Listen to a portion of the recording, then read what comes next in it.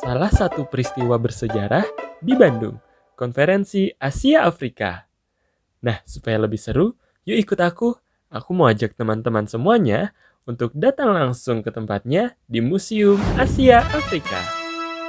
Nah, teman-teman tahu nggak nih, kenapa Museum Asia Afrika ini ada? Nah, jadi museum ini dibentuk dengan tujuan utama yaitu untuk melestarikan sejarah dan warisan Konferensi Asia Afrika pada tahun 1955. Selain itu juga untuk mengenalkan nilai-nilai semangat Konferensi Asia Afrika yang mencerminkan nilai-nilai solidaritas, kemerdekaan, perdamaian, dan anti-kolonialisme, serta kerjasama antara negara berkembang. Wah, keren ya. Kemudian, apa sih KAA itu? Jadi, KAA merupakan singkatan dari Konferensi Asia Afrika. KAA ini adalah pertemuan internasional bersejarah yang diadakan pada 18 sampai 24 April 1955 di Bandung, Indonesia, yang mempertemukan negara-negara dari Asia dan Afrika untuk membahas berbagai isu seperti kolonialisme, kerjasama ekonomi, dan perdamaian dunia.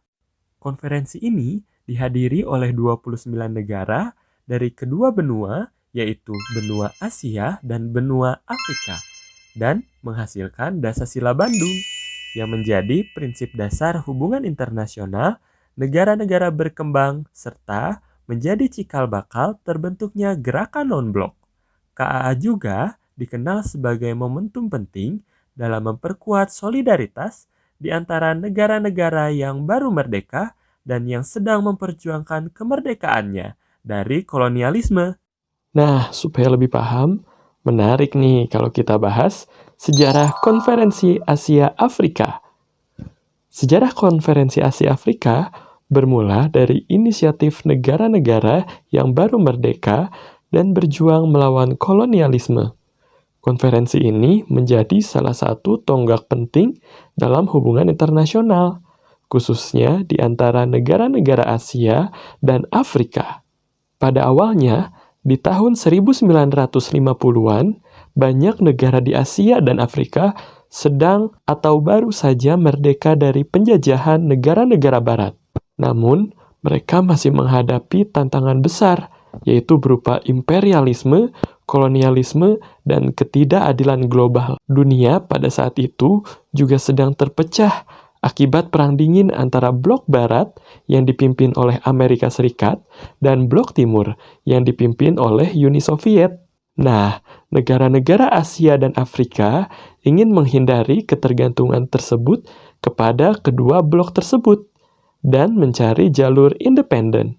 Gagasan untuk mengadakan konferensi yang mempertemukan negara-negara Asia dan Afrika pertama kali muncul dari beberapa pemimpin nasionalis, seperti Presiden Soekarno dari Indonesia, Perdana Menteri Jawaharlal Nehru dari India, Presiden Gamal Abdel Nasser dari Mesir, Perdana Menteri U Nu dari Burma, atau saat ini disebut dengan Myanmar, dan Perdana Menteri Ali Sastro-Amidjojo dari Indonesia.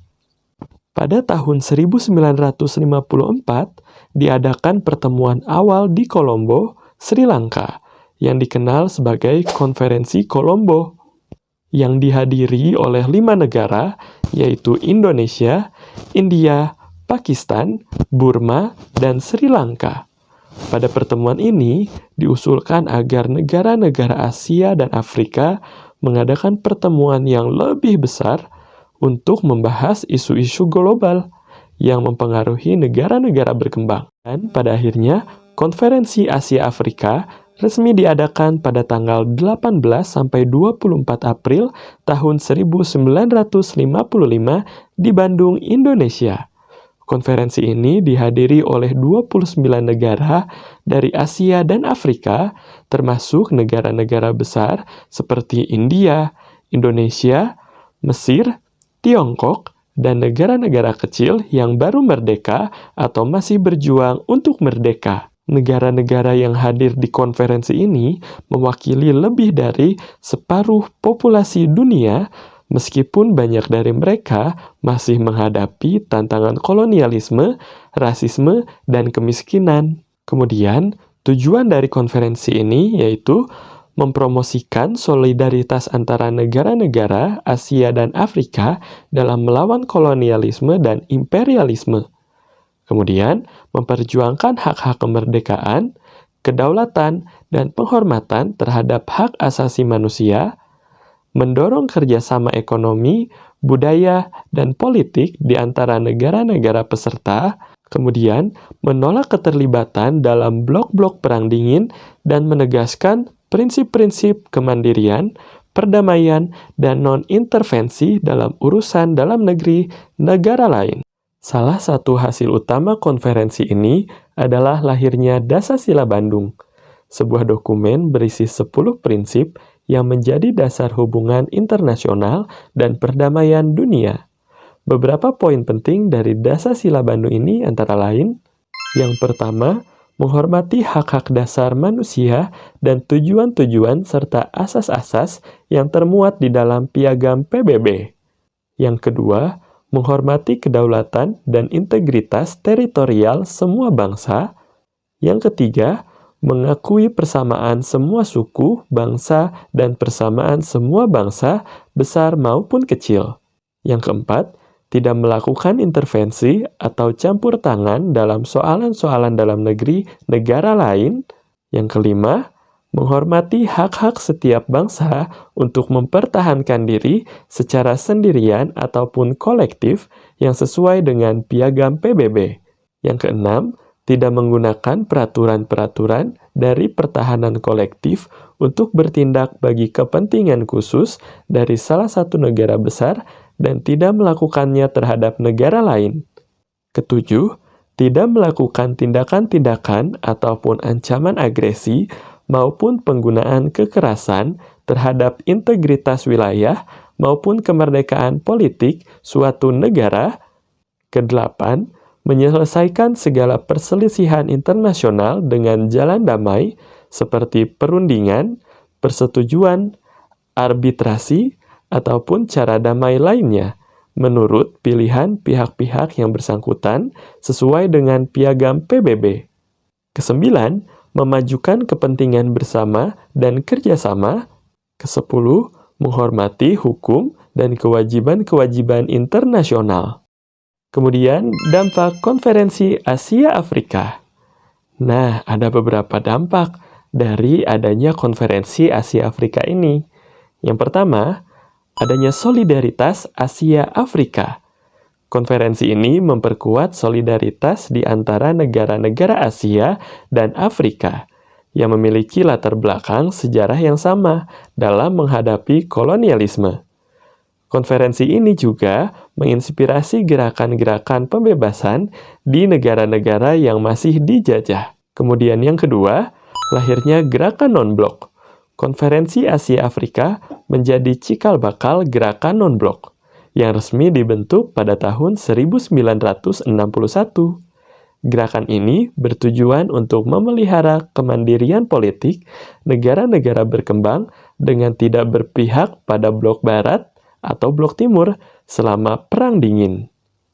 Kemudian, perdamaian dan diplomasi. Konferensi ini juga mengadvokasi pentingnya penyelesaian konflik internasional secara damai dan diplomasi, yang kemudian mempengaruhi peran negara-negara Asia dan Afrika di panggung internasional, termasuk di Perserikatan Bangsa-Bangsa atau PBB. Kemudian ada warisan konferensi Asia Afrika. Nah, ada beberapa hal yang diwariskan dari adanya konferensi Asia Afrika ini. Salah satu contohnya, yang pertama, semangat Bandung Spirit, yang lahir dari konferensi Asia Afrika yang terus dikenang sebagai simbol solidaritas, kesetaraan, dan perjuangan melawan kolonialisme. Semangat ini juga masih menjadi inspirasi bagi negara-negara berkembang dalam memperjuangkan kedaulatan, keadilan, dan perdamaian global.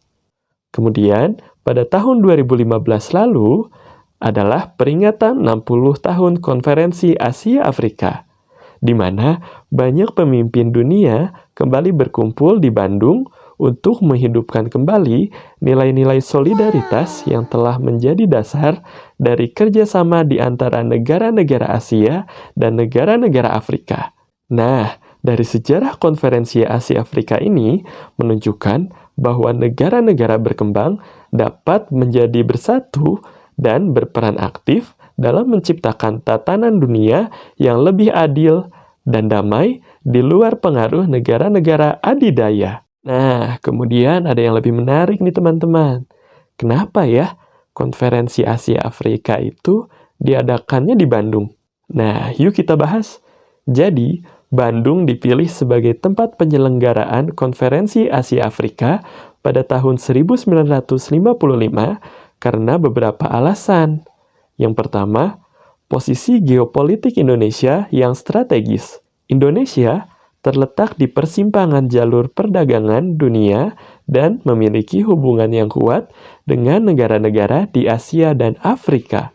Lokasi ini dianggap strategis karena berada di tengah-tengah antara kedua benua, memudahkan negara-negara peserta dari Asia dan Afrika untuk berkumpul. Kemudian, infrastruktur yang memadai.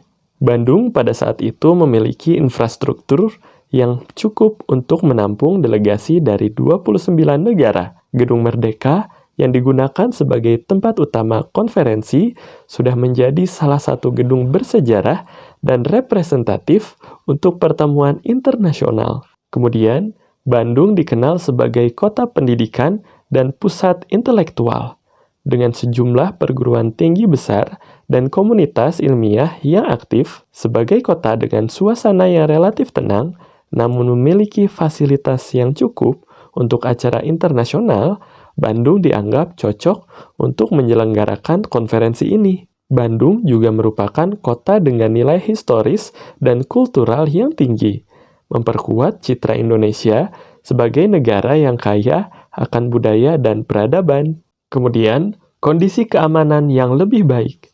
Dibandingkan dengan ibu kota Jakarta pada waktu itu, Bandung dianggap lebih aman dan tenang, jauh dari keramaian dan potensi gangguan.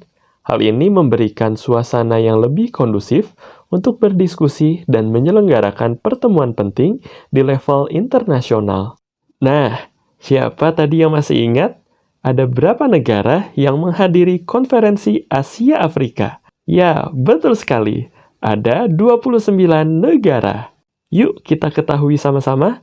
Inilah 29 negara yang menghadiri konferensi Asia Afrika. Negara tersebut adalah Afghanistan, Indonesia, Pakistan, Burma, atau saat ini telah berubah menjadi Myanmar, kemudian Filipina, Kamboja, Irak, Iran, Arab Saudi, Ceylon, atau saat ini berubah menjadi Sri Lanka, kemudian Jepang, Sudan, Republik Rakyat Tiongkok, Yordania, Suriah, Laos, Thailand, Mesir, Libanon, Turki, Ethiopia, Liberia, Vietnam Utara, Vietnam Selatan, Ghana, Libya, India, Nepal, dan Yaman.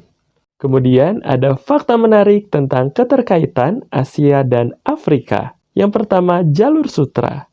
Asia dan Afrika pernah dihubungkan oleh jalur sutra, jaringan perdagangan kuno yang menghubungkan Cina dengan negara-negara di Timur Tengah dan Afrika, memfasilitasi pertukaran budaya, barang, dan pengetahuan.